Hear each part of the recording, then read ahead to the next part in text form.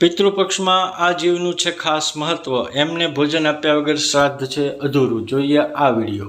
હિન્દુ ધર્મમાં કોઈ પણ શુભ કાર્ય શરૂ કરતા પહેલા પૂર્વજોની પૂજા કરવામાં આવે છે। તેમના આત્માની શાંતિ માટે જળ, કુશ, અક્ષત અને તલનો પ્રસાદ ચડાવવામાં આવે છે। સામાન્ય રીતે લગ્ન સંબંધિત કાર્યોમાં પૂર્વજોની વિશેષ પૂજા કરવામાં આવે છે। આ સમય દરમિયાન તેમને વસ્ત્રો અર્પણ કરવાની પરંપરા છે, જે ઘરમાં સુખ અને સમૃદ્ધિ લાવે છે।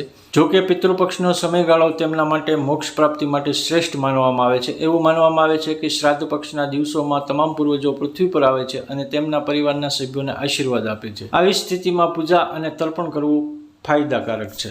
આ વર્ષે પિતૃપક્ષ 17 સપ્ટેમ્બર 2024થી શરૂ થઈ રહ્યો છે, તે 2 ઓક્ટોબર 2024ના રોજ સમાપ્ત થશે। આ સમય દરમિયાન ગાય અને કાગડાને ખવડાવવું ખૂબ જ શુભ હોય છે। તેનાથી પિતૃઓ પ્રસન્ન થાય છે અને તેમના આશીર્વાદ વંશજો પર રહે છે। આ સિવાય બિલાડી અને કૂતરાને પણ ખવડાવવું જોઈએ। આવું કરવાથી શુભ ફળ પ્રાપ્ત થાય છે। આવી સ્થિતિમાં ચાલો જાણીએ તેમનું મહત્વ।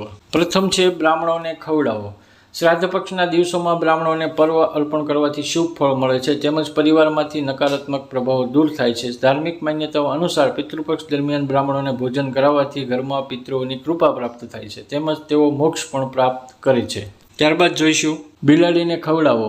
પૌરાણિક માન્યતાઓ અનુસાર શ્રાદ્ધ પક્ષના દિવસોમાં બિલાડીને પણ ખવડાવવું જોઈએ। એવું માનવામાં આવે છે કે પિતૃઓની વિનંતીથી બિલાડી દેવી લક્ષ્મી પાસે જાય છે, તેનાથી પિતૃઓના મોક્ષનો માર્ગ પણ સરળ બને છે, તેથી બિલાડીને ખવડાવવું જોઈએ।